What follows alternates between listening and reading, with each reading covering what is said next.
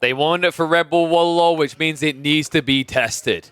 That's why we've got Puppy Paw here to play with his ass. Oh no, it's going to demonetize me. We are on Socotra. This is the unexpected map that was announced for Age of Empires 4's Red Bull Wololo event. We knew players were going to need to practice it, so what better way to check it out than with a podium-level player. Puppy Paw, most definitely a top 3 player in the game right now. Interesting map. I don't know if the gold is intentionally designed this way to all be against the edge, but in theory, boats could just block you out of gold, right? Like, who needs to outpost rush when you can just dock rush? Actually, that's even weirder. There is a single gold, 2 golds actually in range, kind of centralized. I like that they're central at least. I don't know if there's a chance that people's gold could spawn inland. I hope there isn't. Like, I don't mind this idea as long as it's consistent. It's quite intriguing if you think about it as well, right? Because in theory, outpost rushing sucks on this map, but dock rushing, well, you can't really rush. You have to go fuel age, but that's feasible, right? But it has a pretty reasonable balance, and the logic is that if you scout your opponent, you see that they do the dock play, you can drop an outpost defensively, and they can't hit you. So I actually don't mind this. I think this works reasonably well. Big shout out to Biddlin in the chat, by the way. That guy is the one who worked on this, so in the event that you hate this map, flame him. And in the event that you like this map, be sure to really praise Killer Pigeon, because that guy showed off the map on stream. There we go. So decent sheep haul coming in. Sheep are going to matter a lot here, guys, because although there's water, there's no fishing. None at all. So dock play is strictly about military advantage. You could also use it for transpo sneak plays, right? Which I imagine we'll see at some point. But in terms of economy, it doesn't exist there, which is why there's going to be a lot of focus on land. We have got Mongols being played by Ass up here, Puppy Paw on his signature Chinese. I feel like this is quickly becoming a signature Civ. This guy is vicious on his Civ.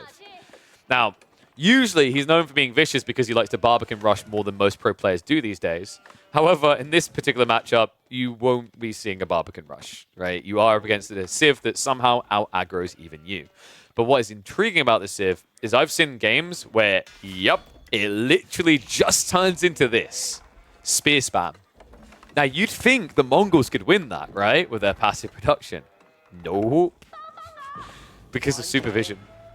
You supervise, you queue them up, they come out in 6 seconds. It's insane just how quickly you can field an army with this Civ. And is Ass sassy? I think it might be. We said it was a count from Turkey. They've played a few seasons. The last season, I think they're ranked 200 finish. It might be Sassy's alternate. So I think we do have Puppy Paw versus Sass. Sass, who's a player from Turkey. I don't think we've got too many other remaining high-level Turkish players. There's, what am I forgetting his name. There's one who keeps skirting the 100 to 200 rank range. Fire? Spitfire. Spitfire, I think does reasonably well. Ibi, yeah, I guess Ibi is the other one. Kazva, no, not Kazva, dude. Kazva doesn't play enough now.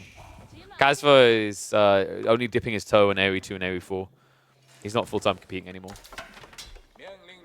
So yeah, like, it's mainly Sassy, Ibi, and I think his name was Spitfire is the one I'm thinking of. He used to be a StarCraft player.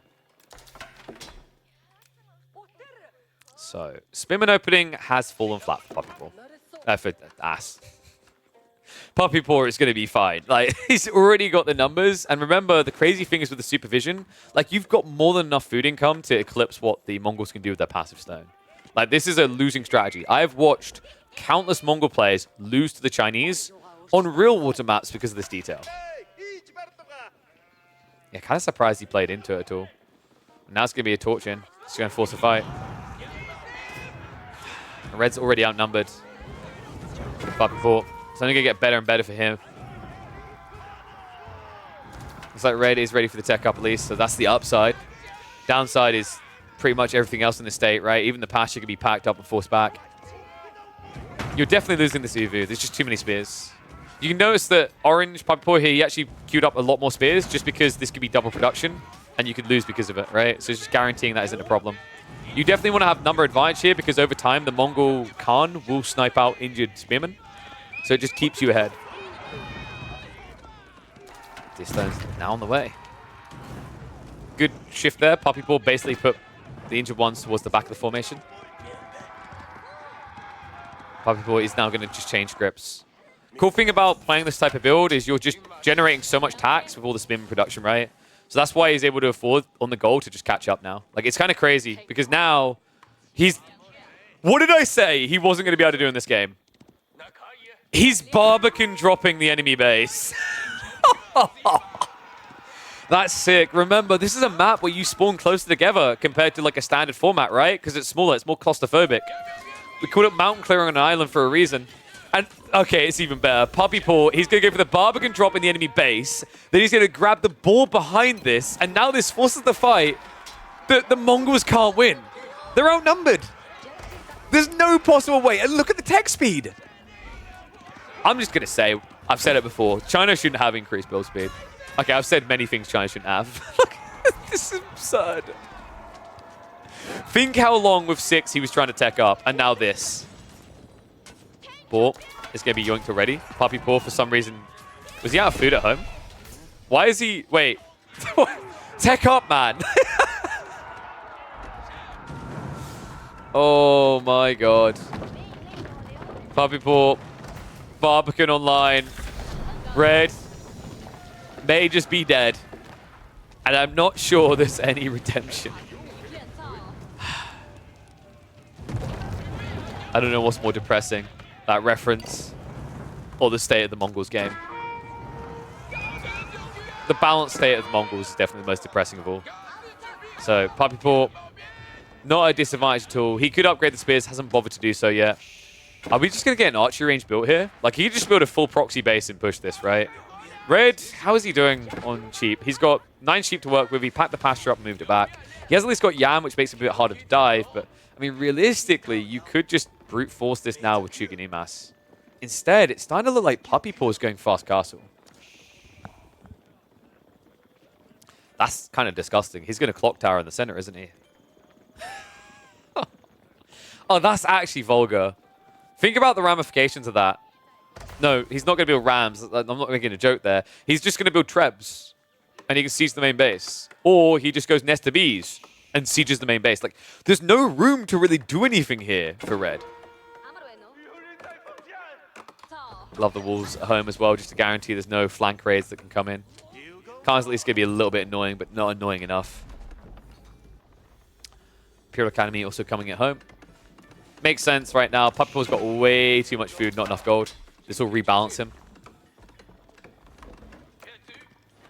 Holy crap. Wait, how is he already 3 villages ahead? He only has 1 IO. He built out the TC. Like these. Did Red skip production? Because he didn't lose workers. And now the dog play. What on earth?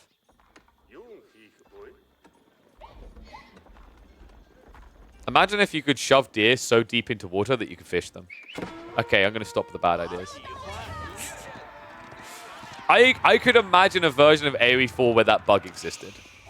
And it would have been funny, but also painful. Just throw your nets over, and then you just pull in a Bambi. Like, whoa, we got the big whopper this time. I never caught a fish this big. Jimmy, that ain't a fish. It is fast castle. Now, the question that needs to be answered, do we build it here or here? No, the real question, do we build it here or here? Those are the only options in my mind. He's got 8 villages in the front line. That's an insane build speed for this Civ. And considering that the Mongol player has gone for archer ships and is going underwater, he actually doesn't have what it takes to dive the Barbican to kill the workers. Oh, this is going to be brutal. Red's thinking what he can do, like, 10 minutes from now, and Puppy Paw's more focused on 5 minutes from now. This is a kind of a fun map. I don't know about the viability list of civs that can work here, right? That might be the question mark, but it's pretty cool. It's transpo shipping. Wait, what? He's actually going to dive the army around, and oh my god. So Puppy Paw, if he built the clock tower here, it's bad. But the clock tower being here, if he knows this is coming, 1 nest of bees shuts this all down. 1 Springald shuts this all down.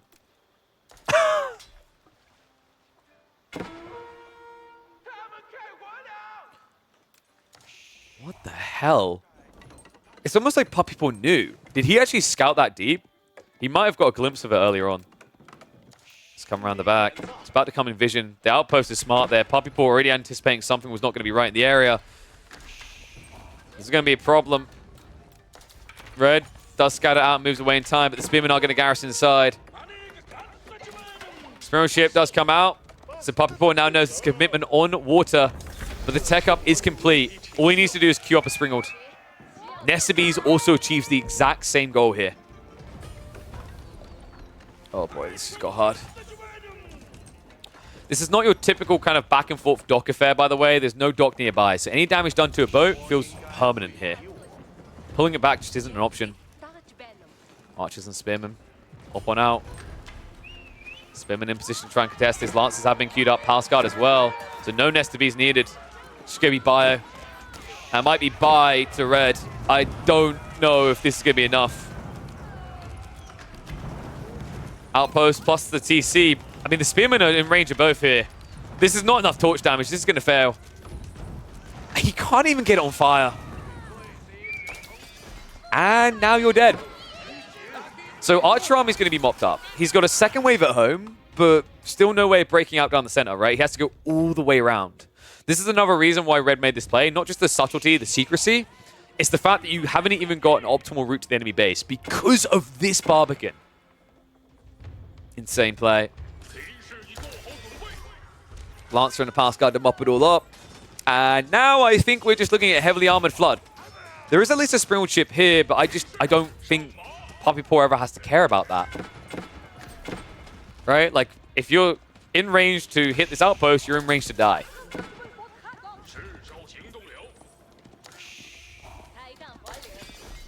You thought the boar in the middle could be used to deny the Barbican? Maybe if you have like 5 boars. Yeah, I'm not convinced one will be enough. The problem here, and like this has always kind of been an issue with the Chinese, is like, you're seeing against the Mongols, any civ that would try that Dark Age aggro, I actually think there's not many civs in the game that can Dark Age aggro Chinese. If they commit to it, right? Like, so it's like, HRE might be the one because of marching drills, but let's say you're Ottomans. I don't feel like Ottomans will win against Dark Age Chinese aggro. If it was guaranteed to go long enough that you get the imams, maybe. But like China can just skip out at any point so easily because their eco is just so strong. Lancers are starting to dive the main. You can already see the army is prepping for a more permanent dive. First Bees coming in. Can play pretty similar to Mount Clearing? Yeah, pretty much. I mean, at least you fixed the issue of Mount Clearing. There's not a single sacred site, right? So it's not going to be a Kremlin dropping a GG. I think maybe, you know what would be kind of cool? Is like, what if there was a water creek down the center? Right? So like, you could play Navy vessels to block this. Almost like a small water creek here, and then a full line down the center. Still barbecue, true, but like I think other civs would have some alternate options, maybe. Like my immediate thought was like Delhi, right? Maybe. Well, I mean, you'd have to do with fishing boats just to attack, though. Ah, well, I guess we've come to the conclusion, guys. The only option is to remove China from the game, and we ignore the objections of Chinese mains. We can't hear crackety screams. That's all that matters to us.